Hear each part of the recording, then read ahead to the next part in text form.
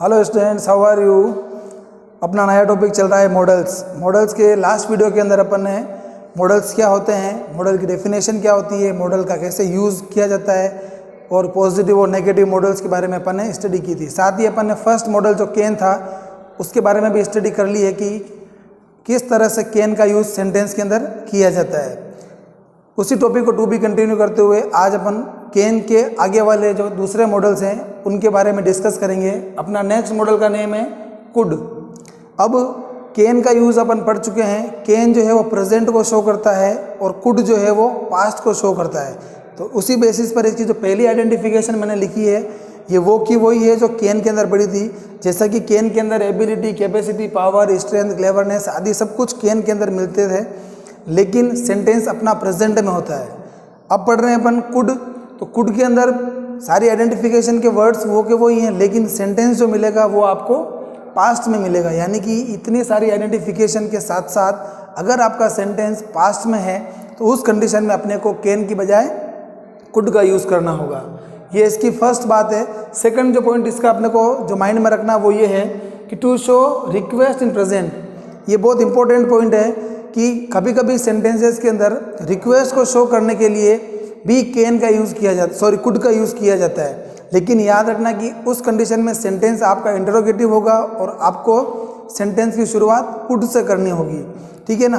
तो ये आपका सेकंड पॉइंट कुड के लिए हुआ। तो कुड के लिए अपने को दो बातें याद रखनी है। पहली बात, ability, capacity, power, strength, cleverness, skill, अगर ये सब पास्ट में हो तब कुड का यूज़ होता है। सेकंड जो पॉइंट अपना है वो ये है कि अगर सेंटेंस के अंदर अपने को रिक्वेस्ट को शो करना हो, रिक्वेस्ट बतानी हो या सेंटेंस के अंदर रिक्वेस्ट के बारे में बात करनी हो तब भी कुड का यूज़ किया जाता है। देन आफ्टर अपन डिस्कस करते हैं अगला जो मॉडल है उसका नेम है यूज़ ऑफ मे भी एक अच्छा मॉडल है। इसका यूज़ भी मोस्टली आमतौर पर अपन कर ही लेते हैं। तो इसके लिए अपने को टोटल 3 बातें माइंड में रखनी है। फर्स्ट बात तो इसकी ये है कि जब कभी भी अपने को परमिशन लेनी हो या परमिशन देनी हो, ठीक है ना, तो उस कंडीशन में मे का यूज़ होता है। साथ में पॉसिबिलिटी यानी कि संभावना को बताने के लिए, विश यानी कि अपनी जो शुभकामना है या अपनी जो मन की कामना इच्छा है उसको बताने के लिए, कर्स यानी किसी को श्राप देने के लिए या कुछ गलत कहने के लिए, ठीक है ना, ब्लेस आशीर्वाद देने के लिए, होप मतलब उम्मीद या आशा करने के बारे में, डिज़ायर मतलब इच्छा होता है, ठीक है ना, प्रेडिक्शन इन प्रेजेंट यानी कि प्रेजेंट के अंदर अगर अपन किसी चीज़ के बारे में कोई अनुमान लगाते हैं तो उस कंडीशन में भी मे का यूज़ होता है। यानी कि मे के लिए अपने को ये वर्ड याद रखने हैं, permission, possibility, wish, curse, bless, hope, desire, prediction in present. तो ये पहला पॉइंट है अपना मे के बारे में। सेकंड पॉइंट अपना है पर्पस इन प्रेजेंट। ये इंपॉर्टेंट पॉइंट है कि अगर कोई सेंटेंस ऐसा है जिसके अंदर कोई पर्पस बता रखा है, किसी काम को करने के पीछे कोई पर्पस अगर है तो और वो पर्पस अगर सेंटेंस प्रेजेंट के अंदर है तो उस कंडीशन में अपने को मे का यूज़ करना है। ये इसका सेकंड इंपॉर्टेंट पॉइंट है। थर्ड पॉइंट अपना है फॉर इनफॉर्मल परमिशन। जैसा कि केन के अंदर अपन ने पढ़ा था कि केन का यूज़ भी परमिशन के लिए होता है, लेकिन वहाँ पर जो कंडीशन होती है वो होती है फॉर्मल परमिशन जब लेनी हो तब केन का यूज़ करना है, लेकिन इनफॉर्मल अगर परमिशन लेनी है अपने को तो अपने को मे का यूज़ करना है। तो इस तरह से अपन ने कुड और मे दोनों मॉडल के बारे में डिस्कस किया कि किस तरह से सेंटेंस में इनका यूज़ करना है। इसी को टू बी कंटिन्यू करते हुए इनके कुछ एग्जाम्पल्स पे डिस्कस करते हैं और देखते हैं कि कुड कहाँ यूज़ होता है और मे कहाँ पर यूज़ होता है। तो आपके सामने फर्स्ट एग्जाम्पल लिखा हुआ है, when I was young I could lift a bag of 100 kilogram. Bracket में लिखा हुआ कैपेसिटी। अब अपन जानते हैं कि कैपेसिटी होने पर कैन भी आता है और कुड भी आता है, ठीक है, लेकिन अपन ने यहाँ पर कुड का यूज़ इसलिए किया क्योंकि आपका सेंटेंस पास्ट में है। आई वॉज यंग, जब मैं यंग था यानी कि जवानी का दिन में था तब 100 किलो तक का बैग भी मैं इजीली उठा लेता था। ऐसा होता है, आप लोग जानते हो, जवानी में अपन अच्छे काम कर लेते हैं, मेहनत वाला काम हो जाता है, लेकिन बाद में नहीं हो पाता है। अगला सेंटेंस है, I could speak English when I was 10 years old. यहाँ पर एबिलिटी, ये सेंटेंस भी एबिलिटी में कैन का यूज़ होता है, लेकिन अपन ने यूज़ किया है यहाँ पर कुड का। रीज़न जो ऊपर था वही है कि यहाँ पर भी सेंटेंस जो है वो पास्ट में है। यानी कि जब मैं 10 वर्ष का था तब मैं इंग्लिश बोल सकता था या इंग्लिश बोल लेता था, ठीक है ना।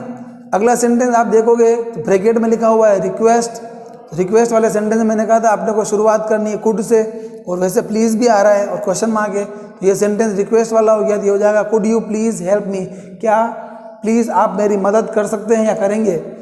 अगला सेंटेंस है मैं आई प्ले हियर, यहाँ पर आप परमिशन मांग रहे हो, ठीक है, और ये एक इनफॉर्मल परमिशन है क्योंकि आप कोई नोन है और वो आपसे वहाँ पर खेलने की परमिशन मांग रहा है, तो मैं आई प्ले हियर। अगला देख सकते हो मैं आई कम इन सर, ये नॉर्मल सा सेंटेंस है जो डेली लाइफ में बहुत बार आप लोगों ने भी यूज़ किया होगा।